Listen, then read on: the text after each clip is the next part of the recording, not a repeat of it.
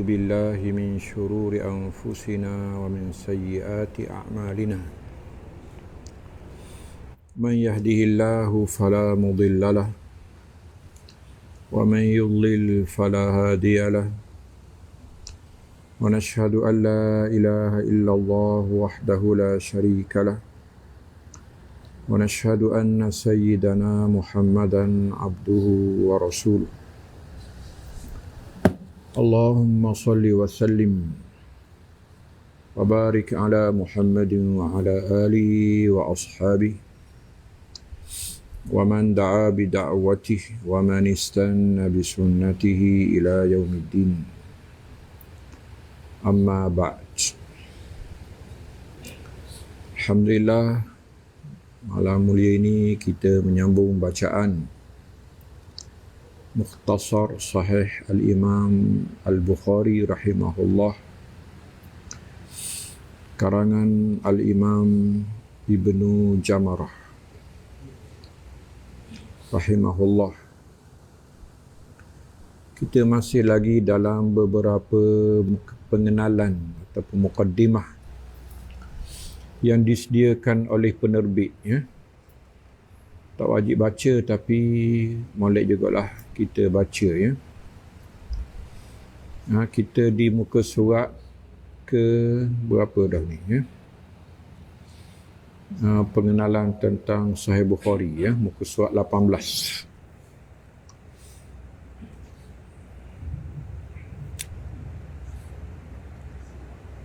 Kita baca semulalah, ya. Sahih Bukhari lil Imam al-Hafiz Abi Abdullah Muhammad ibn Ismail al-Ju'fi al-Bukhari al-mutawaffa bi Khartank sanata 256 min al-hijrah وهو أول الكتب الستة في الحديث وأفضلها على المذهب المختار. قال الإمام النووي في شرح مسلم. Jadi ini yang kita nak bacanya malam ini, iaitulah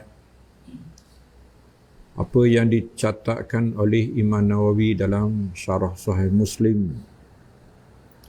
Pengenalan kepada As-Sahihain, ya, Sahih Bukhari dan Sahih Muslim sekaligus.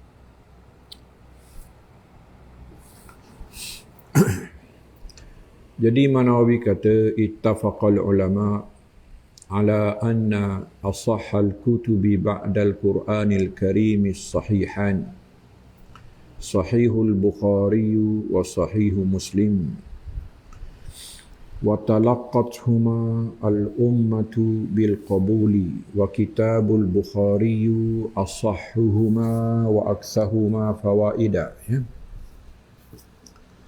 Jadi selepas Quran kita, yang paling sahihnya ialah dua sahih ini, Bukhari dan Muslim.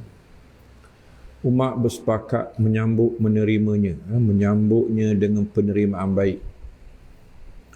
Kitab Bukhari lebih sahih di antara dua ini dan lebih banyak faedahnya, ya.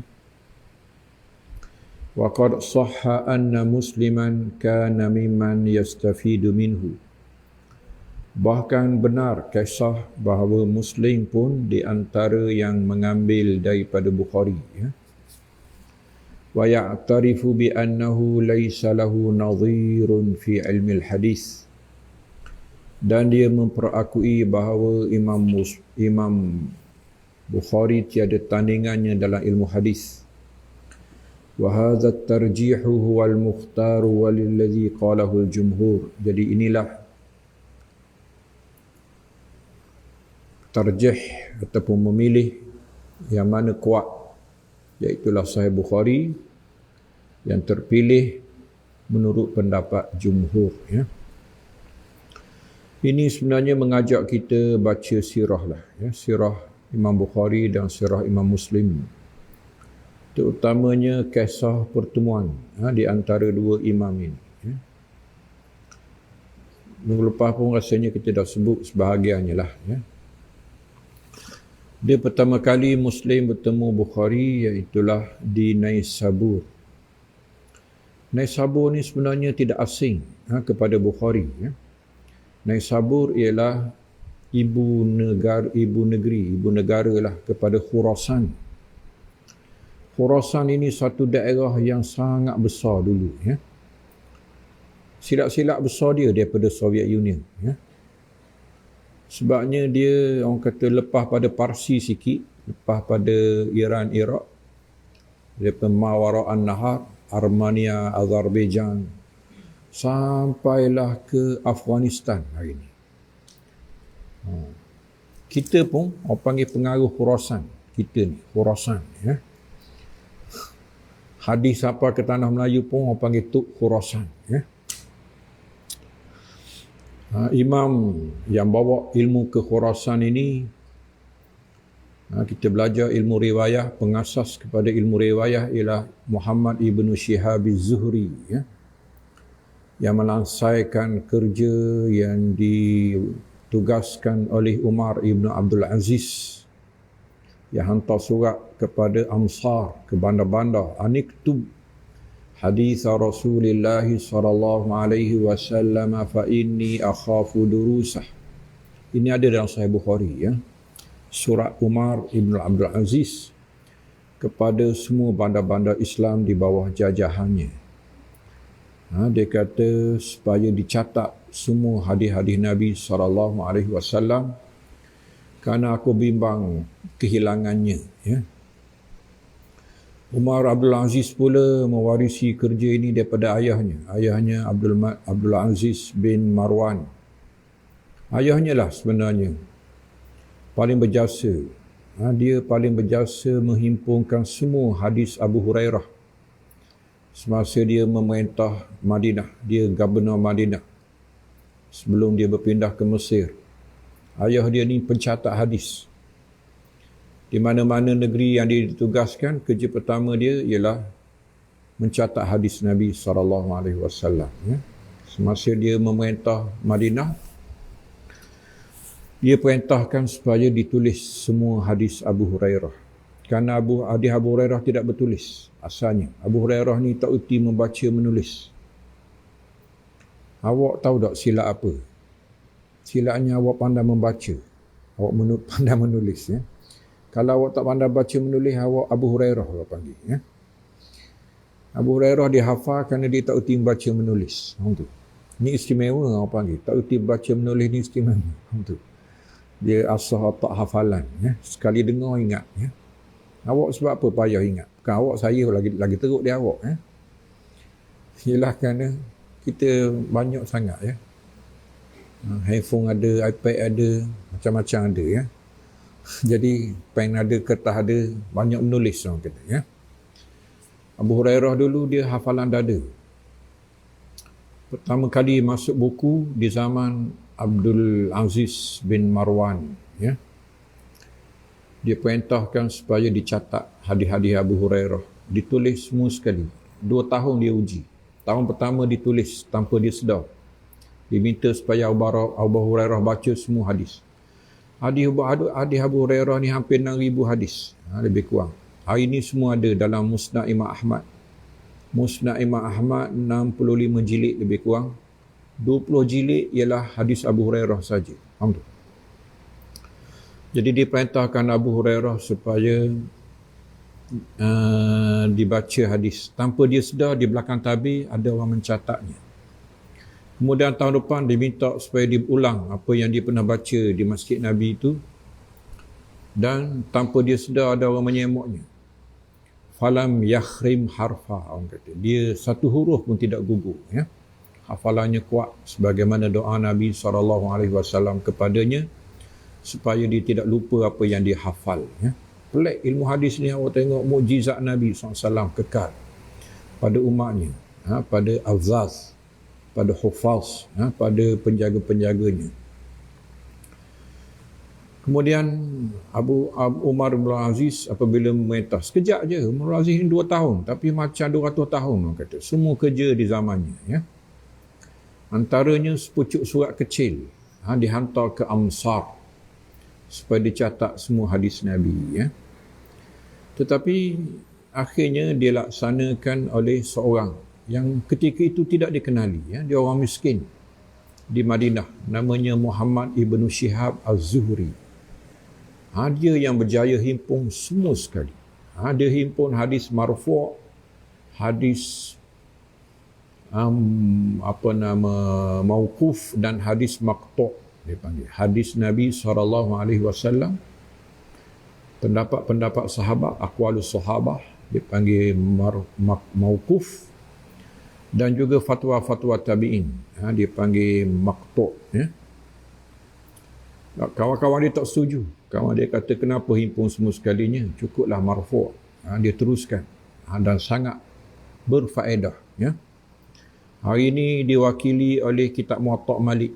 Kitab Muwatta' Malik ada belaka, marfu' ada, mauquf ada, maqtu' ada, ya, mewarisi kerja gurunya. Gurunya ialah Muhammad ibn Shihab Az-Zuhri, ya.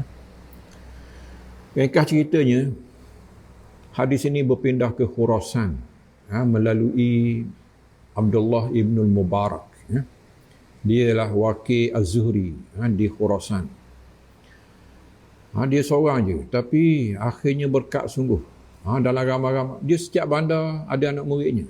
Di Sana'a, Ma'mar bin Rashid As-San'ani. Di Mekah, Abdul Malik bin Jurayj, ni guru pada Imam Syafi'i kita, ya. Sufyan ibn Uyainah. Di Madinah sendiri Imam Malik dan juga Muhammad ibn Ishaq. Di Kufah, di Basrah, Sufyan Thawri, Hasan Basri, ya.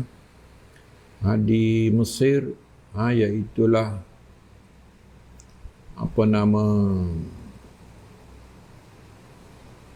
Al-Laits bin Sa'ad Al-Misri, ya. Ini antara tujuan Imam Syafi'i hujung hayatnya ke Mesir, mencari saki-baki ilmu Al-Laits bin Sa'ad, ya. Sehingga dia kata, Al-Laitsu a'lamu min Malikin walakin talamizahu khazaluh. Dia kata, sebenarnya aku dapati bahawa Laits bin Sa'ad jauh lebih alim daripada Malik, ya.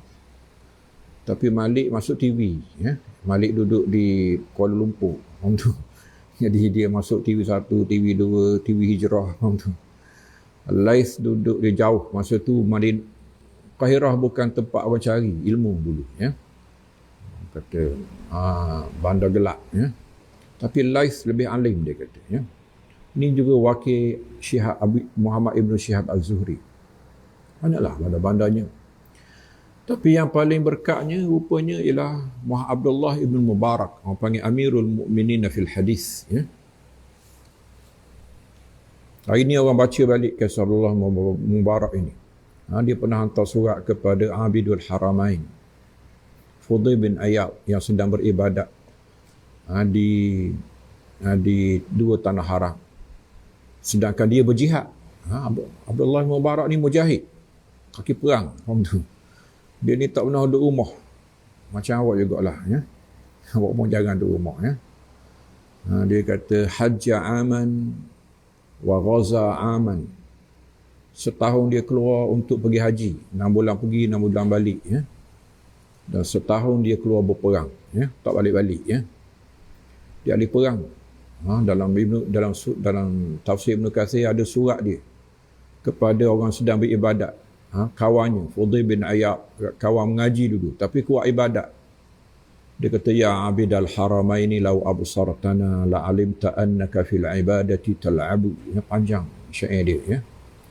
Dia kata, wahai yang sedang beribadat di dua tanah haram, kalau kau tahu kami dalam perang ini, kamu hanya sedang bermain-main dengan ibadat, dia kata, ya.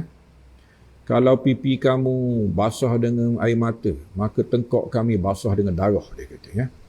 Kalau kuda kamu bosan, yalah, kuda dia duduk tambak je bosan, tak ada kerja, faham tu. Kuda kita ni letih dalam medan, dia kata, ya. Hari ini bila mati syahidnya Yahya Sinwar, orang rakam balik bait-bait syair yang ditulis oleh Abdullah bin Mubarak kepada Fudail bin Iyad, ya. Ialah kerana orang lain duk sibuk umrah, duk sibuk haji, duk sibuk Mekah, duk sibuk Madinah, duk sibuk iktikaf, duk sibuk ngaji macam awak ni, faham tu. Tapi Tidak tahu orang sedang berperang. Tak sedar kita. Sibuk. Sehingga tak tahu apa aulawiyat, apa kepentingannya, apa prioritinya. Faham tu? Apa kehendak agamanya, apa hajat agamanya. Ya? Duk sibuk dengan urusan-urusan yang tidak penting. Apa ni, ya? Abdullah bin Mubarak, orang gelar dialah.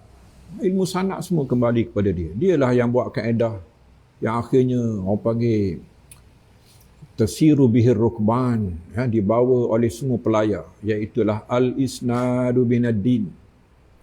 Sanad ini urusan agama. Bermakna perkataan itu perkataan Abdullah bin Mubarak. Ya? Semua orang kata bawa ucapan dia ni. Ya? Kerana dia menjawab satu soalan besar. Ialah, sebelum ni orang kata as-salatu minaddin, as-siyam minaddin, az-zakah minaddin, ya? Al-i'tikaf minaddin, tilawatul Quran minaddin, ya? Zikir minaddin, sembahyang sunat minaddin. Dia kata, apa kerja kau ni, ahli hadis? Kerja cari perawi, lahir bila, mati bila, masuk bandar ni bila, berapa orang guru, berapa orang murid, faham tu? Kemudian bagus ke, tak bagus ke, jarah dan ta'dil, ilah dan sebagainya macamnya. Dia tak apa kerja, tak ada kerja. Baik baca Quran, baik i'tikaf, dia kata, ya. Lalu dia kata, al-isnadu binaddin, laulal isnadu laqam laman sya' ma sya', dia kata. Urusan ini min samimiddin, ini agama sebenar, ya. Lebih afdal daripada sembahyang sunat, lebih afdal daripada wirid zikir, lebih afdal daripada segala kerja-kerja sunat, dia kata, ya. Kerana ini kepentingan. Sekarang ini orang perlukan untuk bersihkan hadis Nabi SAW. Kena kenal perawi, ya. Kena tahu dia mati bila, dia lahir, dia lahir bila, dia mati bila, mana negeri-negeri yang dimasukinya, siapa guru dia, siapa murid dia. Adakah betul dakwaan-dakwaan yang dikatakan sanak-sanak ni? Faham tu? Ini kepentingannya sekarang, dia kata.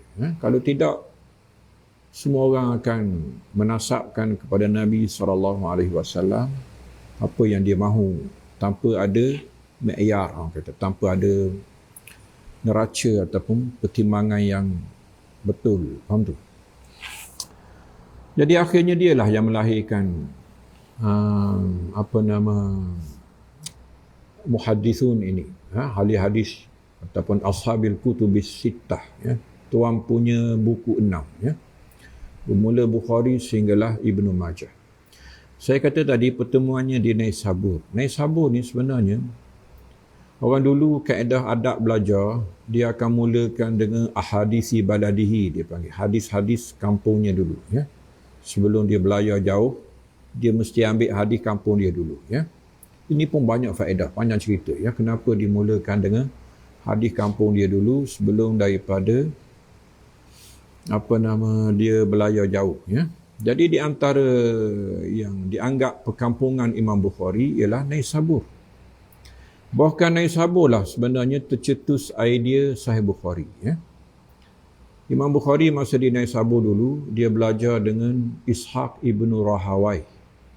Macam-macam sebutan Rahawai ni. Ada kata tak bagus sebut Rahawai, tapi gitulah dia suruh dengan Ishaq ibnu Rahawai. Siapa dia Ishaq bin Rahawai? Masa tu dua orang. Dia setiap zaman ni biasanya dua lah. Dua kiblat ilmu, ya. Dulunya di Baghdad ialah Imam Ahmad. Di Naisabur ialah Ishaq bin Rahawai. Dua-dua ni tak tahu mana yang lebih alim, ya. Dulu orang tak tahu mana yang lebih alim, ya. Imam Ahmad kata kawan dia Ishaq lebih alim. Dia kata tidak pernah melintas jambatan ini orang yang lebih pada Ishaq, dia kata. Bahkan ada betulnya sebenarnya. Imam Ahmad dulu masa belajar, yang membimbingnya ialah Ishaq. Kisah Imam Ahmad bertemu dengan Imam Syafi'i di Telaga Zamzam. Imam Ahmad dia pergi ke Mekah untuk mengambil hadis. Mengambil daripada Sufyan bin Uyainah terutamanya dan Abdul Malik bin Juraish dan lain-lainnya. Ini orang kata saki-baki ilmu Imam Malik yang ada di Mekah. Tapi bila sampai di Mekah, Ishaq dia cadang kepada Imam Ahmad. Dia kata kalau engkau ambil hadis di Mekah, dia hanya uluwil isnad, sanad yang tinggi. Sedangkan hadis yang sama, hadis engkau dah ada dah, ya. Tapi hebatlah pasal sanad dia makin tinggi, dia dah buang sanad-sanad sebelumnya ataupun nama-nama sebelumnya. Kerana dia dah jumpa kepada guru orang panggil ya. Tapi dia kata kalau engkau jumpa Fatan Quraisy ini, budak Quraisy ini, masa tu Imam Syafi'i budak sungguh ya. Mungkin awak kata awal 20-an ya. Engkau akan dapati sesuatu yang lain daripada riwayah ini, iaitulah dirayah, orang panggil fiqhul hadis, fiqh hadis ya. Dia pun ada riwayah, tapi dia dah sibuk dengan ilmu dirayah, ilmu memahami hadis ya. Ada am, ada khas, ada nasikh, ada mansukh, ada muhkam, ada ghairu muhkam, ada mansukh lah. Ada mutlak, ada muqayyad ya. Imam Ahmad pun dia beritahu, dia kata kami tidak mengetahui nasikh dan mansukh, mutlak dan muqayyad, am dan khas, sehinggalah kami bertemu Imam Syafi'i ya. Sebab itulah akhirnya Imam Ahmad dia bukan saja muhadis macam muhadis lain, dia juga faqih ya. Kerana jasa Imam Syafi'i kepadanya ya. Ceritanya yang tunjuk dia ke majlis Syafi'i ini ialah Ishaq bin Rahawai. Ishaq bin Rahawai inilah guru pertama Imam Bukhari. Dan dia lah cadang dalam kelas. Ramai-ramai budak-budak ni, dia kata lau qama ahadukum bi jam'i sihahil mujarradah. Macam itulah lebih kurang ya. Ini di antara dikatakan di antara kalimatun khalidah, dia kata. Di antara perkataan ringkas yang paling bertuah ataupun paling berkesan di atas muka dunia. Jasanya sampai ke kita ya. Yalah, kita nampak cadang-cadangan ni biasa-biasa. Tapi percakapan yang baik, dan Quran kata wa amma ma yanfa'un nas fayamkuthu fil ardh wa amma az-zabadu fayadhhabu jufaa'a wa amma ma yanfa'un nas fayamkuthu fil ardh. Buih akan berlalu begitu sahaja, tetapi perkataan baik kekal. Perkataan yang bermanfaat, Tuhan mahu dia kekal di atas muka bumi ya. Jadi dia cadang kepada anak murid dia, cadangan ringkas. Tapi akhirnya jatuh ke hati Imam Bukhari. Bukan cadang ke Bukhari pun, dia cadang ramai-ramai ya. Sebab itulah Imam Bukhari ni orang panggil labib. Labib mana budak cerdik. Orang Arab kata al-labibu yafhamu bil isyarah wal ghabiyyu la yafhamu bil ibarah. Budak cerdik sindir-sindir pun faham ya. Budak bodoh kita kata mu, kita buat juga, dia kata bukan aku, kita tengok belakang, faham tu. Dia kata bukan aku, faham tu. Imam Syafi'i bukan bercadang ke Imam Syafi'i, Imam Bukhari pun. Dia kata lau qama ahadukum bi jam'i sihahil mujarradah. Alangkah bagusnya seorang di kalangan kamu ni, aku ni tua dah, dia kata ya, tak sempat dah, himpunkan hadis sahih semata-mata. Maksudnya dia nak jadikan hadis ini seperti mashaf, seperti Quran yang sangat jelas, orang awam pun boleh tahu. Di antara dua kulit depan, kulit belakang ni ialah Quran, tengah-tengah tu Quran ya. Yang ni pun kalau boleh di antara dua kulit ini ialah hadis saja. Orang awam tak mengaji pun tahu ini hadis ya. Sebabnya hadis ni dah jadi orang kata inklusif sangat ya, milik orang tertentu, khawasul khawas ya. Kena tahu sanad, kena tahu ilmu rijal, kena tahu jarah ta'dil, kena tahu ilmu ilal, kena tahu nilaian-nilaian ulama kepadanya ya, perbahasan-perbahasan panjang. Akhirnya baru tahu status hadis, bagus ke tak bagus, faham tu. Jadi dia kata kalau boleh permudahkan, tinggalkan kepada umat Muhammad SAW ini satu kitab selepas Quran yang mana di antara dua kulitnya ialah hadis sahaja, faham tu. Imam Bukhari kata fawaqa'a dzalika fi qalbi, maka aku jatuh hati dengan cadangan itu, faham tu. Itu salah satu di antara dua faktor lah. Faktor keduanya mimpi. Ini kisah benar, mimpi. Imam Bukhari ni memang wali ya, wali luar biasa ya. Banyak karamat. Dia pernah mimpi. Dia mimpi, dia kata ra'aitu fil manam anni azubbu an wajhi Rasulillah sallallahu alaihi wasallam. Pernah sekali aku mimpi Aku menghalau lalat daripada muka Nabi SAW. Aku tanya guru aku. Tengok, ni guru yang baik lah. Ya? Kita tanya guru. Kalau guru tak baik, dia tak mengaku kelebihan murid dia. Tu. Sebab dia lebih lagi. Dia kena mimpi sendiri. Tu. Anak murid dia tak boleh mimpi. Ya? Kalau mimpi pun kelebihan dia. Tapi guru dia bagus. Guru kata, anta satadhubu an sunnati Rasulullah SAW. Engkau akan membersihkan hadis Nabi SAW. Lalu dia kuatkan azamnya untuk himpun hadis sahih. Ya. Ceritanya, cadangan Ishaq bin Rahawayh itu di Naisabur. Ya. Tapi dia mengantau jauh dah. Terutamanya di Hijaz. Dia lama di Hijaz sebenarnya, Imam Bukhari ni. Masa umur dia berapa? Ya? Mungkin 15-16 tahun gitu. Dia pergi ke Mekah. Katanya dia dan abang dia seorang. Ya? Pergi ke Mekah, ayah dia dan abang dia. Kemudian dua orang ni balik, ditinggalkan dia di Madinah. Di Madinah lah sebenarnya kisah Sahih Bukhari ni bermula. Ya? Bermula daripada umur belasan tahun. Ya? Orang kata SPM pun mungkin trial baru. Ya? Tak ada SPM lagi. Ya? Tapi dia dah siapkan segala prasarana, ya? Segala persiapan, prasyarat untuk Sahih Bukhari itu telah diakui oleh guru. Hari ni awak boleh pergi pustaka. Ada satu buku dia tulis masa umur dia belasan tahun. Buku tu ada sampai ni. Ya? Itulah dianggap kelayakan, kata sijil Imam Bukhari untuk dia diperakui guru bahawa dia layak untuk karang sahih. Namanya At-Tarikhul Kabir. Ya? Dia ada 3 tawarikh. Tarikhul Saghir, At-Tarikhul Awsat dengan At-Tarikhul Kabir. Ya? Tapi Al-Kabir itu mengagumkan. Ya? Gurunya di Madinah namanya Ali ibn al-Madini. Ini guru lama. Imam Ahmad pun dulu berguru dengannya. Ya? Kemudian 2 orang. Seorang lagi Yahya ibn Ma'in. Ya? Ini guru besar. Ini antara yang boleh dibilang jari, orang panggil ulama ilal. Ulama-ulama penyakit dalam hadis. Ya? Yang di muka dunia ni muncul jarang-jarang. Ya? Ada 5-6 orang je. Ya? 2 orang di Madinah. Ali al-Madini dan juga Yahya bin Ma'in. Ya? Ali bin al-Madini, dia tengok kitab At-Tarikhul Kabir yang ditulis oleh Imam Bukhari. Dia bawa kitab tu ke kawan-kawan dia, guru-guru. Dia kata, ala nurikum sihra. Aku nak tunjuk kepada kamu hari ini sihir, dia kata. Sihir apa ada Madinah? Dia kata, aku nak tunjuk sihir kepada kamu. Ni dia kata.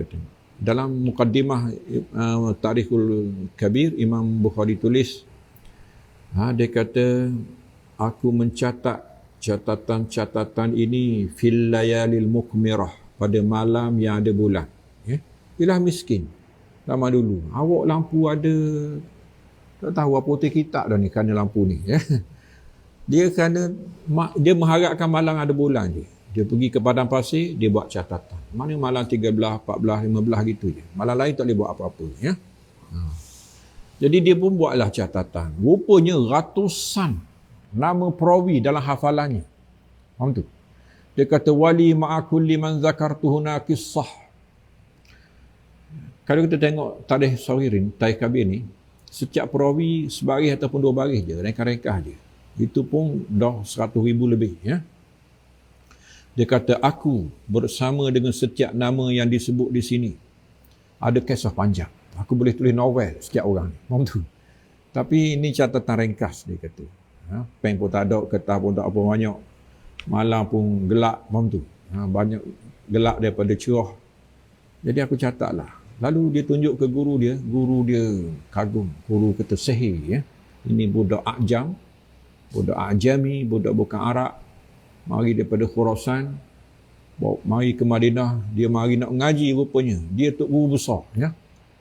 Perawi-perawi semua dalam jagaannya. Nanti kita akan baca Imam Nawawi tentang syarat-syarat kenapa Sahih Bukhari menandingi Muslim tanpa tandingan. Sebenarnya Bukhari dan Muslim, ya, Sahih Bukhari, Sahih Muslim, langit bumi yang kata. Kita kata ni nombor 1, ni nombor 2, ataupun ni nombor 2, ni nombor 3, ya, lepas Quran.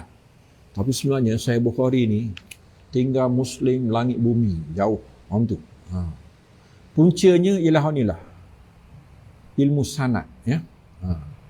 Dia sangat mengenali perawi, ya. Dia kenal perawi ni macam ahlul kitab kenal Nabi, yang kata. Ya'rifunahu kama ya'rifuna abna'ahum, ya. Mereka mengenali Nabi macam mengenali anak sendiri, ya. Imam Bukhari anak pun tak ada, faham tu? Jadi dia sangat minat ilmu. Inilah tengok cetusannya daripada sana dulu. Pencetus dulu Abdullah Ibn Mubarak dia beritahu dah. Ini aktiviti ni macam semayang puasa, faham tu? Orang lain duk balah lagi. Apa ni mengumpak ni boleh kedak. Apa ni baik iktikaf, baik baca Quran, baik wirid, baik zikir, baik qiyamul lail, baik, faham tu? Baik pergi umrah, baik tawaf, baik sa'i. Puak-puak Khurasan dah menerima satu ketetapan. Guru mereka yang paling alim Abdullah bin Mubarak jelaskan kepada mereka bahawa urusan sanad ini samimuddin, ini terpenting sekarang ini. Masa itulah, faham tu? Bukan sekarang. Masa tu. Dia ni orang panggil siasah syar'iyah, faham tu? Kepentingan semasa, faham tu? Sekarang ni pun ada orang kita tak faham ni, ya. Kita kata baik dah, sejik, daripada buat sukan nikah ke, daripada apa. Orang tak tahu ada orang aktiviti-aktiviti tertentu ni, din orang, agama, ya. Awak je tak faham, ya. Kita tak faham, faham tu? Kena mengaji harakah, kena ngaji dakwah, kena ngaji, faham tu? Kita duk ngaji yang apa nama turah saja ni pun kena mengaji tentang ihtiyajat til asr dipanggil, ya. Bainal fiqhain, jaulatun bainal fiqhaini al-kabiri wal akbar. Fiqh ni ada fiqh kecil, fiqh besar. Macam Imam Abu Hanifah. Abu Hanifah habis umur ngaji fiqh. Tapi hujung umur dia tulis al-fiqhul akbar. Dia kata kita mengaji ni fiqh kecil. Fiqh besar ni tak selesai lagi dia kata, ya. Satu-satunya kitab yang ditinggalkan ialah al-fiqhul akbar. Faham tu? Lain daripada yang dibincangkan selama umur dia, ya. Ceritanya keperluan. Dia panggil keperluan semasa, ya. Ini diketahui oleh Rabbaniyun dia panggil. Tengok. Walakin kunu rabbaniyina bima kuntum tuallimuna alkitaba wa bima kuntum tadrusun. Belajar kena jadi rabbani. Apa nama mengajar kena jadi rabbani. Rabbani ni, asal-asal kumpulan rabbani tak tahu maksud rabbani, ya. Pandai dia beri nama rabbani, tapi boleh ke dia pula, ya. Rabbani. Rabbani kena baca Tabari. Imam Tabari kata ar-rabbaniyu minal ulama, al-alimur rabbani alladhi jama'a baina al-fiqhi was siyasah, dia kata, ya. Orang yang bukan saja ada ilmu tetapi ada politik, ya. Ada kebijaksanaan dalam menguruskan orang, faham tu? Dan ketika belajar dalam Sahih Bukhari, Imam Bukhari menakrifkan apakah rabbani, alladzina yadrusu kibar al-ilmi qabla sigarihi. Orang yang bijak belajar. Dia belajar yang besar-besar, yang penting-penting, yang disepakati. Faham tu? Barulah belajar barang-barang kecil. Kalau tidak, rosak, orang kata. Mengajar pun rosak, belajar pun rosak. Faham tu? Jadi, ni orang kata dapat guru yang bagus. Jadi ketika orang kata Mekah, Madinah tak tahu ke mana lagi, Syam tak tahu ke mana, Yaman tak tahu ke mana, Mesir tak tahu. Tapi orang Khurasan dah matang. Faham tu? Mereka sedang berkhidmat kepada Nabi SAW dalam kepentingan yang betul. Faham tu? Jadi dia buat mari ilmu rawah ini ke Madinah, ya. Jadi guru kata tak payahlah mu ni mari nak ngaji tapi sebenarnya tok guru besar. Faham tu? Walaupun kecil tuan. Faham tu? Sebab itulah akhirnya dia usaha sendiri je. Dia dah layak. 16 tahun akhirnya. 16 tahun tu orang kata bukannya himpun, bukan baru nak cari, tak. Nak buang, nak tapis. Faham tu? 16 tahun tu menapis barang yang dah siap daripada 600,000 hadis. Faham tu? Akhirnya tinggal lebih kurang kita kata 6,000 hadis, ya. Orang panggil zakat ilmu, ya. Zakat sikit je, ya. Zakat kalau 1,000 baru RM20. Faham tu? Lebih kurang. Faham tu? Jadi lebih kurang gitulah, ya. Jadi dia pilih yang terbaik. Okey, kita nak cerita tadi kenapa, macam mana pula pertemuan di antara Bukhari dan Muslim, ya. Kita baca dah bawah ni ya, sikit-sikit lah. Tapi awak baca sendirilah. Ya, mudah je sejarah, baca sendiri je. Google je. Ya. Malah nak baca awak cari YouTube. Banyak orang cerita. Ya. Kisah ni masyhur. Ya. Iaitulah apabila dia daripada Baghdad, dia ingin menziarahi Naisabur. Ya. Imam Bukhari ni ke mana-mana dia pergi, susah orang ramai lah. Faham tu? Dia tu orang kata membawa nama besar. Faham tu? Jadi bila nak ke Naisabur ni, sekolah Naisabur tutup belaka. Ya. Masa tu guru Naisabur ialah Muhammad Az-Zuhali namanya. Ya. Dia ni setara Imam Bukhari sebenarnya. Ya. Hebat dia ni. Ya. Dialah guru Imam Muslim. Sebab itulah ada riwayat kata Imam Muslim ni sebenarnya dia dah karang sahih. Sebelum jumpa Imam Bukhari lagi. Ada setengah pandangan lah. Ya. Setengah aliran ataupun pembaca sejarah, dia kata dia dah karang sahih Muslim ni sebelum bertemu Bukhari lagi. Ya. Kerana penyemak-penyemoknya ada. Imam Muslim lain, dia ada penyemak. Tidak seperti Bukhari. Ya. Penyemaknya dikenali. Ya. Penyemaknya antaranya Ibnu Abi Hatim, Abu Hatim, Abu Zur'ah, Ar-Raziyun dia panggil. Ya. Pokok Ar-Razi, 3 beranak ni. Ya. Hari ini sampai kitab-kitab dia. Antaranya tafsir Ibnu Abi Hatim Ar-Razi. Ini di antara tafsir penting sampai ke kita ni. Dulunya hilang. Masa saya belajar dulu, kita nakal daripada orang lain. Kemudian lepas kita habis belajar, keluar buku. Tafsir Ibnu Abi Hatim Ar-Razi. Sampai lengkap, sempurna sampai. Ya. Dia ni setara tafsir Tabari. Tak tahu mana yang lebih penting antara Tabari dengan tafsir Ibnu Abi Hatim. Ya. Dalam ilmu ilah pun ada. Dalam ilmu jarah ta'adil pun ada. Dia ada kitab Ilal. Ilal Ibn Abi Hatim Ar-Razi. Ilal ni penyakit dalam. Besar tu. 7 jilid. Ya. 7 jilid. Ya. Saya Alhamdulillah sempat belajar gitu. Ya. Kebetulan pentahqiq kitab tu nama dia Sa'ad bin Humaid. Tua dah dia ni. Ya. Dia ni hafal macam Fatihah orang kata. Hafal 7 jilid ni. Habis umur dengan kitab ni je. Ya. Daripada tulisan tangan, kemudian dia terbitkan. Asalnya 7 jilid. Lepas tu dia rasa penting sangat kitab ni. Dia buat sejilid je. Ya. PDF pun ada. Ya. Ibn Abi Hatim. Ibn Abi Hatim ni orang panggil 3 serangkai. Dia tulis daripada ayahnya, Abu Hatim.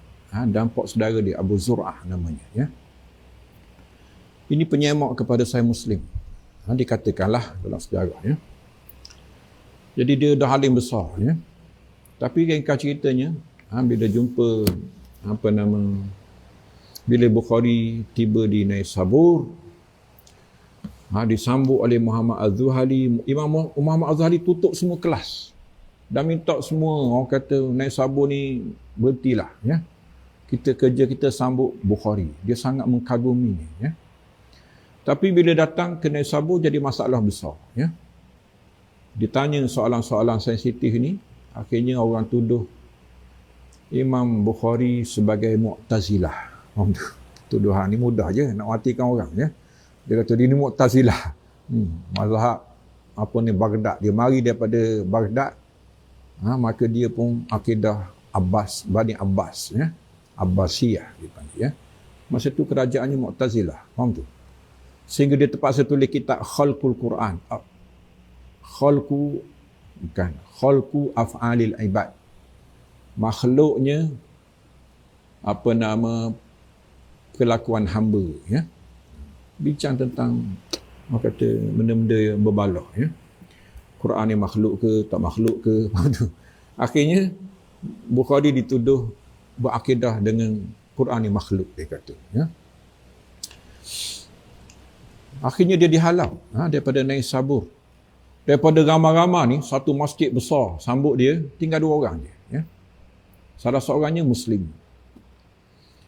Dan Muslim terpaksa berbalah dengan guru dia, Az-Zuhali. Zuhali kata, kalau mau pergi jumpa Bukhari, mau kena tinggalkan aku.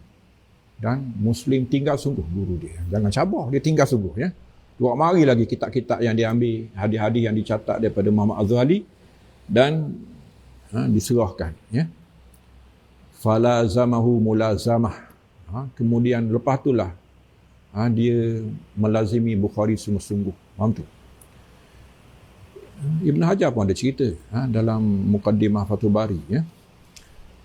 Menceritakan kenapa Imam Muslim tak sebut nama Imam Bukhari dalam sahihnya.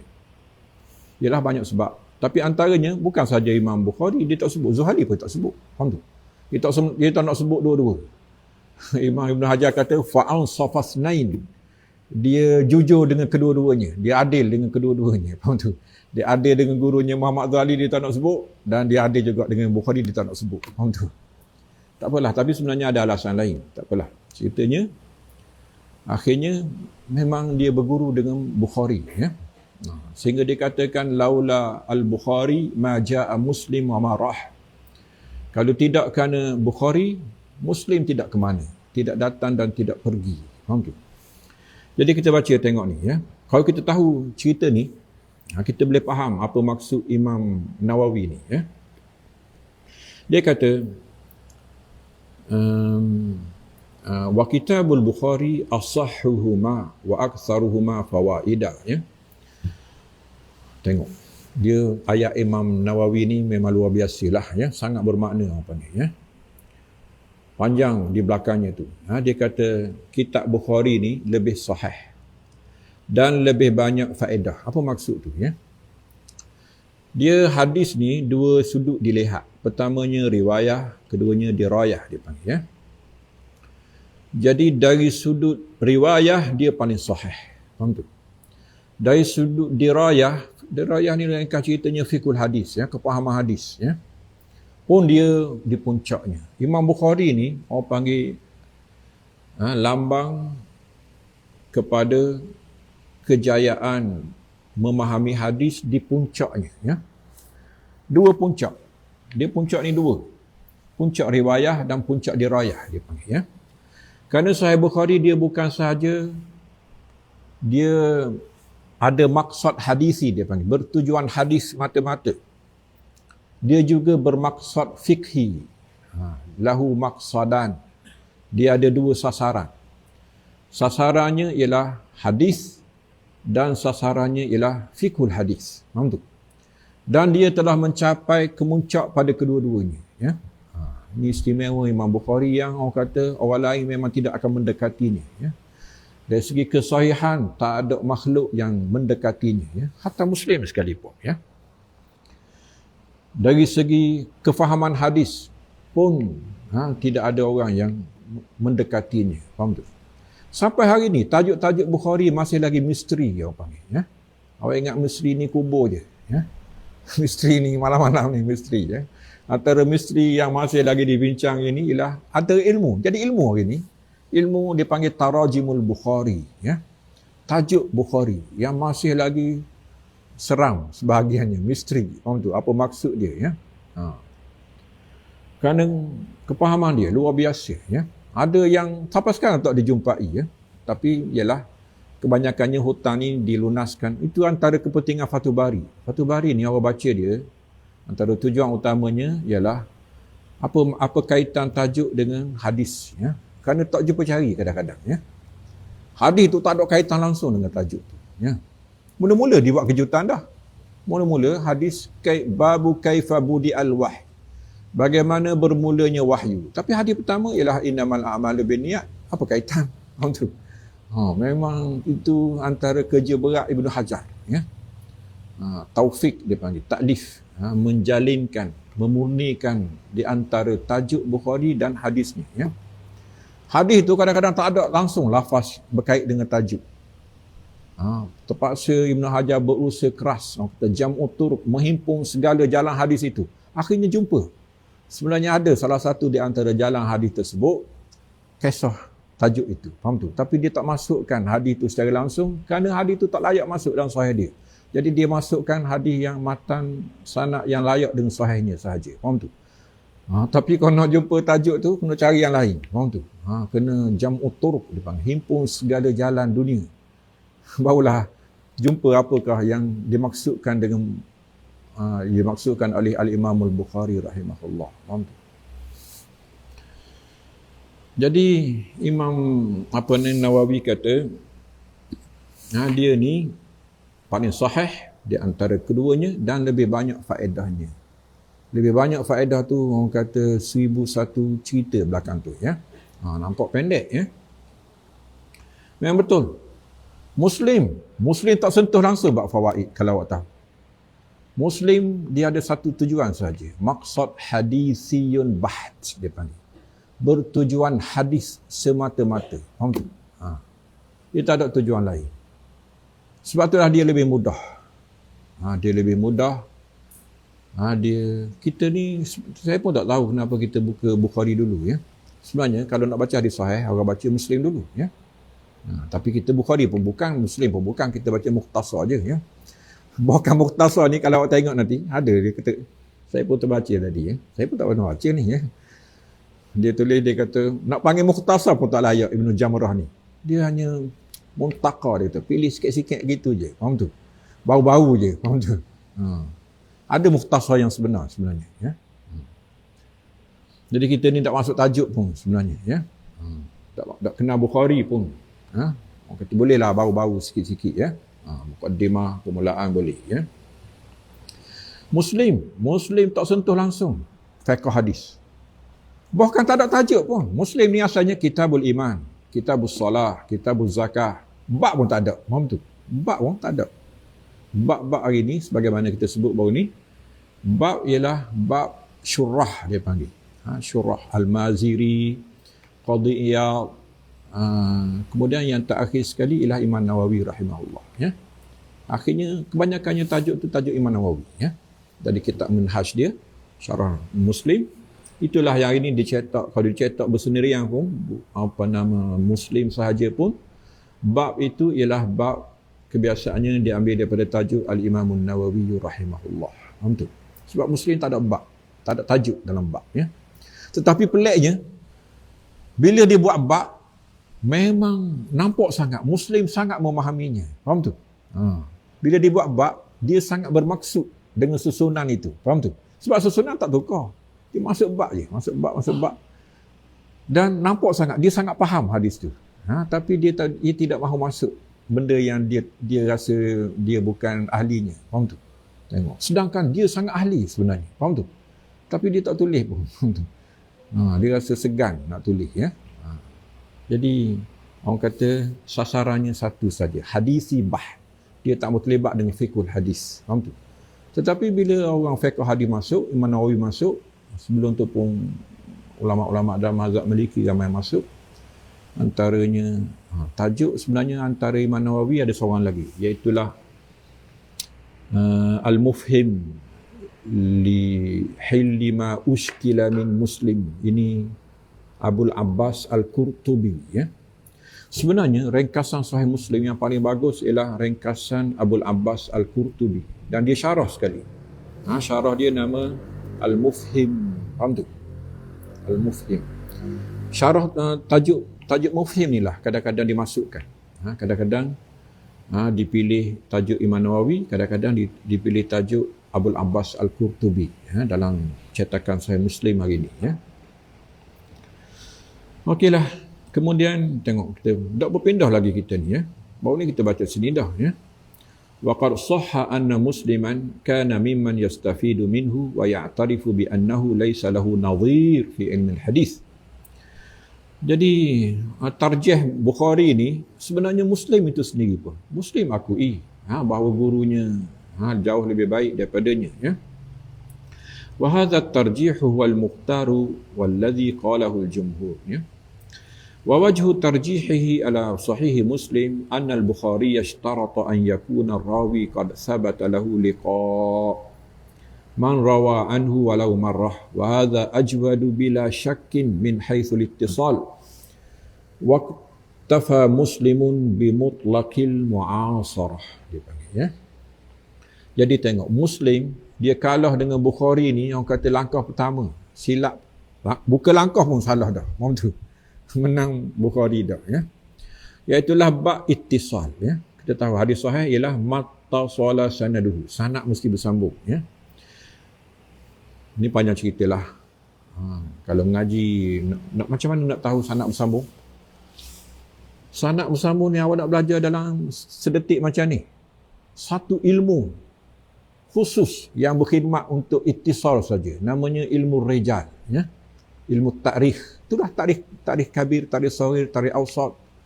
Ilmu tawarikh ni, tarikh Baghdad. Hatta tarikh Baghdad pun. Tarikh Baghdad, tarikh Dimash. Tarikh Dimash awak tahu. Dekat 200 jilid. Ya? Ibn Asakir. Ya? Tarikh Baghdad 20 jilid lebih. Al-Khatib Al-Baghdadi. Ya? Syiar Alamin Nubala. Tarikhul Islam. Karangan Az-Zahabi. Zahabi banyak. Tarikh Islam.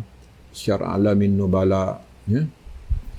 Jadi kitab tawarikh ni berkhidmat kepada satu syarat saja, iaitulah ittisal, ya, bersambung, ya.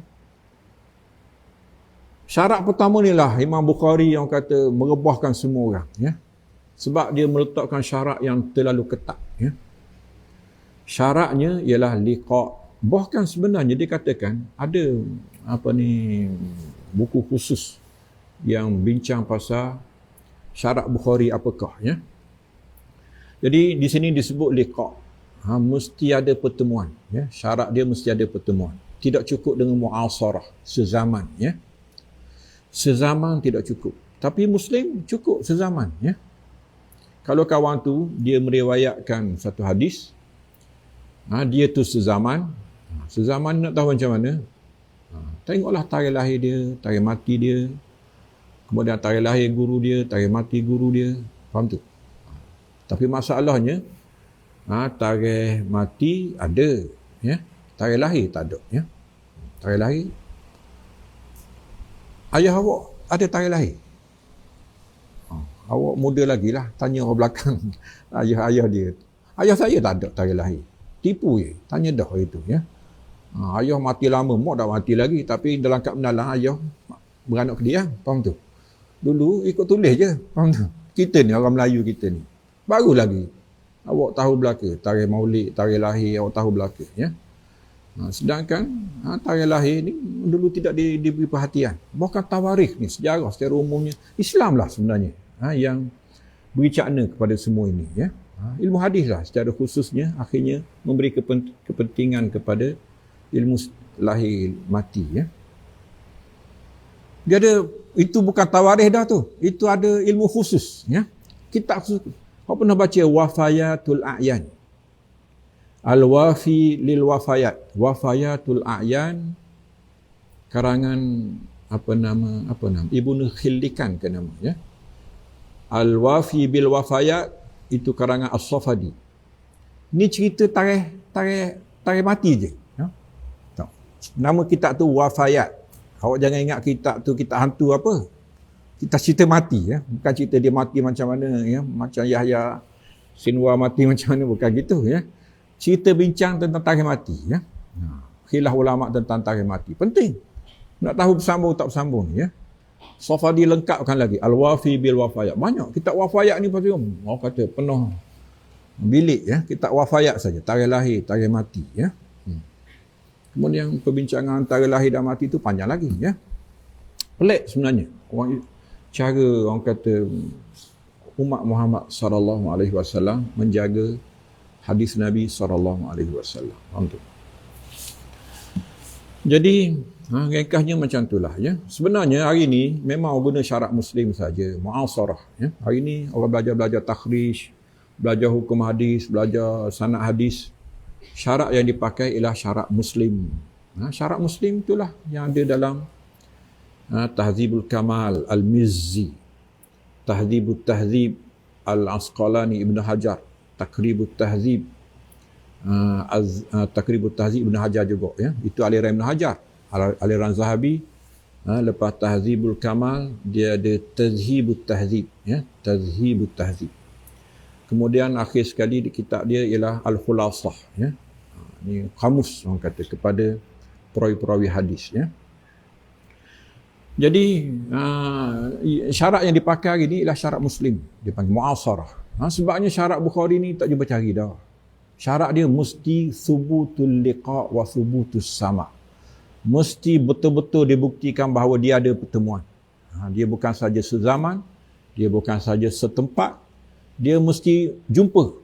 Dan jumpa tu jumpa hadis, bukan kedai kopi dak, bukan sambil-sambil minum kopi suka-suka, bukan. Faham tu? Dia mesti sebut liqa'. Liqa' ni ialah majlis hadis. Faham tu? Bahkan sebenarnya Bukhari lebih lanjut daripada itu lagi. Dia syaratkan memang dengar sungguh hadis itu. Faham tu? Syarat ni siapa boleh buat? Ni Rokit dengan Atik je boleh buat, ya. Ni kata syarat dia tu bukan syarat manusia. Faham tu?